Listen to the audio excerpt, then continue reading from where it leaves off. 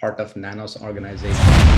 We will start off with Dr. Prem Subramanian, who is actually the current president of Nanos. I think his term will start later this year. He is a professor and vice chair of faculty affairs at the University of Colorado, and he will be talking to us about COVID and the eye. Okay, thank you very much. So it's my pleasure to speak to you today, really more about neuro-ophthalmology and COVID-19, and to cover some topics that I think are of interest to all ophthalmologists and not just neuro-ophthalmologists. I have no relevant financial disclosures with respect to this talk. And we will cover three topics. How we looked at preventing vision loss during the pandemic, and I think in a broader sense, concerns regarding the potential for vision problems in our patients who have other neuro-ophthalmic diseases that require us to use strong medications. Then we'll look a little bit at vision loss that is associated with COVID-19 disease. And finally, some vaccine-associated vision issues, which again, may not be unique to COVID-19 vaccines, but are important for all of us to keep in mind. So at the beginning of the pandemic, hard to believe again that we're 2 years into this, but we had to circle back and look at the overall immune response to all coronaviruses, which had been studied extensively over the years. And coronaviruses initially stimulate a macrophage infection. And that leads to helper T cell, CD4 positive T cell activation, and cytokine release. We're all familiar with the cytokine storm that resulted in patients early on in the pandemic. And this cytokine storm, of course, then further amplifies the immune reaction. That's a two-edged sword because immune reactivity is necessary to get rid of the infection. But again, the bystander damage done by that inflammatory cascade was also very significant and in many cases worse, especially in host lung cells, than the disease itself, that cytokine storm leading to worsening of infection consequences. And so double-stranded RNA leading to immune stimulation, the TLR3 receptor sensitization, again, a amplification of this whole process. And so early on, again, it was suspected that immunosuppression, chronic immunosuppression, as we give our patients who have certain neuro-ophthalmic diseases, optic neuritis in association with neuromyelitis optica and myelin oligodendrocyte-associated disease, MOGAD disease, these patients with myasthenia gravis are on chronic immune suppression. And with that chronic immune suppression, again, we didn't know where they would fall on that spectrum of risk. Would they be at higher risk for infection by the virus and then develop more severe disease because they couldn't fight it off? Or paradoxically, would it actually protect them a little bit because they wouldn't generate as much of this cytokine storm? And initial data out of Italy, where the pandemic really hit its peak at the earliest time, showed that patients who had multiple sclerosis, for example, weren't necessarily at higher risk of having severe disease. And so we had to weigh the risk again of COVID-19 versus the risk of the intrinsic disease exacerbation. Would we make them have a blinding optic neuritis in the setting of NMO or a myasthenia gravis exacerbation that could put them in the hospital with respiratory failure at the time when so many other patients needed respiratory support? This was not an easy decision process, but some papers, as shown here, gave some advice. And again, this is not unique to COVID-19. This can be applied to any infectious disease risk in our patients who are under chronic immune suppression. And so some principles that came out of this, which I think we should all carry forward. Patients who we think have, say, typical optic neuritis, multiple sclerosis, we might not want to give them corticosteroids for their optic neuritis because we know they would improve, and the corticosteroids might put them at increased risk for for COVID-19 infection. Conversely, patients with atypical optic neuritis, which is much more common in India, associated with NMO or MOGAD, those patients, the risk of using corticosteroids most likely outweighs any risk of COVID-19 infection. So anyway, benefit, I should say, of using corticosteroid outweighs the risk of COVID-19 infection because they won't recover their vision unless they are treated. Similarly, if we look at diseases like myasthenia gravis, we concluded that the risk of muscular failure, respiratory failure was higher than the risk of COVID-19 infection, and therefore steroids were beneficial. Sarcoidosis more balanced, and then finally GCA being so exquisitely steroid responsive, but those patients being at higher risk for severe COVID-19, there, at least in the United States, is the ability to use IL-6 receptor antagonists like tocilizumab, which have been shown not only to have a positive effect in giant cell arteritis, but also potentially with COVID-19 infection. So a lot of information there, but what I want you to take away is the idea that there is no easy answer to what to do with patients who have immune suppressive drugs on board and what their risk might be in the setting of a particular infectious disease, and that weighing the risks and benefits with an individual patient ultimately is necessary. We can't come up with a cookbook formula. Now we'll move on to vision loss in COVID-19 patients. Early on, again in the pandemic, it was noted that some patients developed a painful dacryoadenitis, and they would present to ophthalmologists with this symptom. I will show you some further examples of more serious orbital inflammation.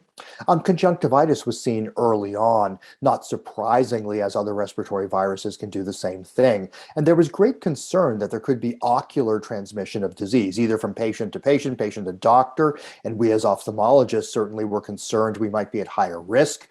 We instituted protocols to try to put barriers between us and our patients to minimize that risk, wearing eye protection ourselves. There had been some studies looking at the potential that eye protection or even eyeglasses wear by individuals in society might be protective against infection. But ultimately, I think those studies were a little bit flawed, and we have not seen a great deal of proven ocular transmission.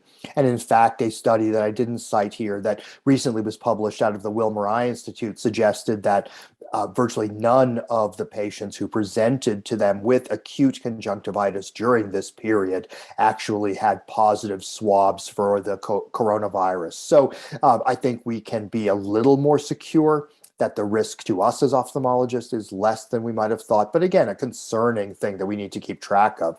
Tonic pupil has been observed, perhaps through direct infection of the ciliary ganglion by the virus. Myasthenia gravis exacerbation itself by COVID-19 has been suggested to occur, and even vitritis has been seen. But from a neuro-ophthalmologic standpoint, again, not too surprising because other viruses can cause a post-infectious optic neuritis. Optic neuritis has been reported in association with this virus as well. And the clinical characteristics are similar to other forms of optic neuritis: painful vision loss, subacute. You can appreciate here that there is enhancement of this right optic nerve and some increased signal on coronal MRI. This patient actually maybe even has some evidence of bilateral optic neuritis with some enhancement of the less affected side. There have been reports of MOG positive optic neuritis associated with this, aquaporin 4 positive optic neuritis as well, and even a double seronegative bilateral optic neuritis. And so we are not sure, again, if it is that the virus revved up the immune response and then you had these autoimmune optic neuropathies happening, or what the direct mechanism is.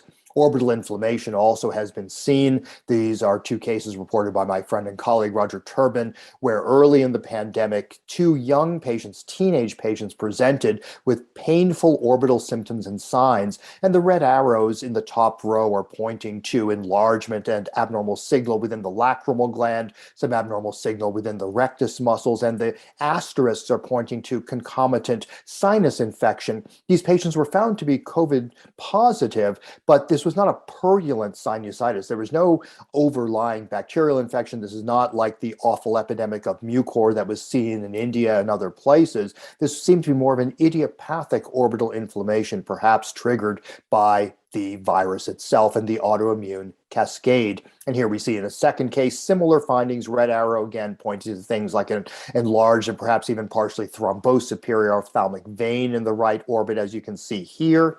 And there is evidence for lacrimal gland involvement, and as in the previous case, dural enhancement even. So quite a lot of an inflammatory response.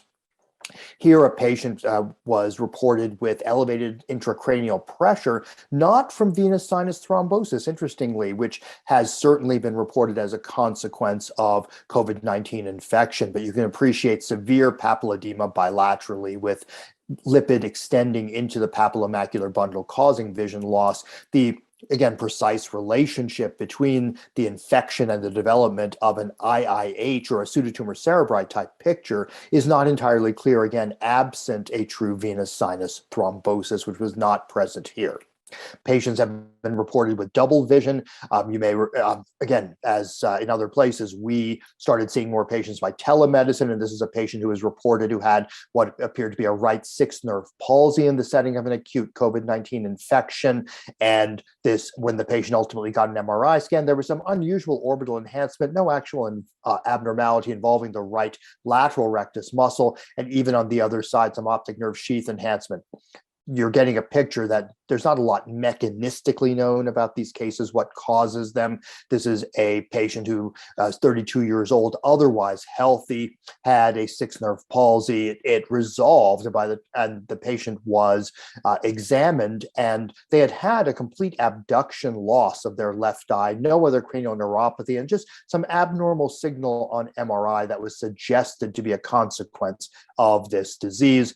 Finally, this is a patient we reported who had a combined central retinal artery occlusion picture along with restricted diffusion within the optic nerve, shown by a diffusion weighted MRI, a combined optic neuropathy CRAO in a patient who was very acutely ill with coronavirus disease, ultimately succumbed to the disease in the ICU.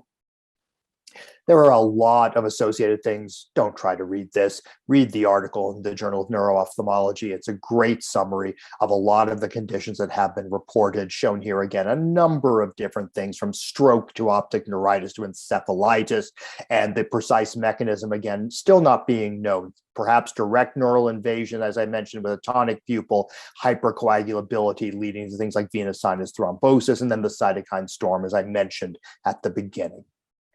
I'll finish by briefly touching on the potential of vaccination causing vision issues. This is the patient I saw who was 17 weeks pregnant, got the first dose of the Pfizer vaccine, had some headache and periocular pain when she received her second dose 3 weeks later, had persistent blurred vision in her right eye. She had slightly decreased vision. She had no RAPD, optic nerve, retina all looked normal, but she had a definite anterior uveitis. And she had what we have observed, as I will show you in a second patient, thickening of her choroid by OCT as well. And this is the second patient who I saw. I saw him about 4 weeks into his vision loss, and now he has developed some retinal scarring as well as underlying choroidal thickening. And again, a characteristic reaction that has been seen in the setting of COVID-19 vaccination. We recently reported 2 patients who developed optic neuritis. So here you can see a florid papillitis unilaterally in one patient. And in this patient, there is T2 hyperintensity as well as T1 enhancement with gadolinium in that affected optic nerve. This patient had light perception vision in this right eye, and the left eye was unaffected.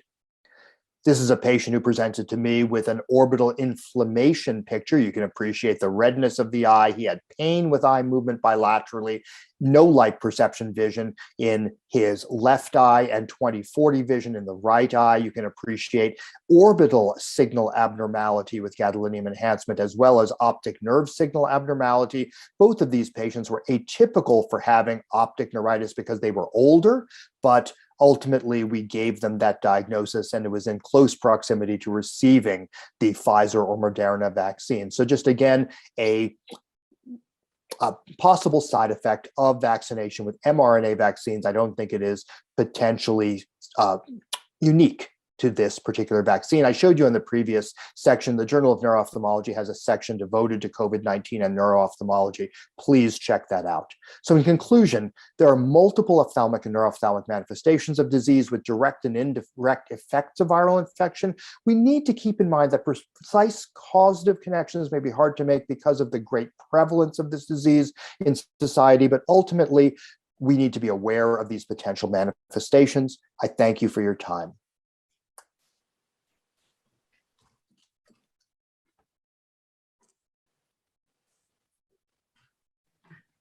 Thank you, Dr. Prem. And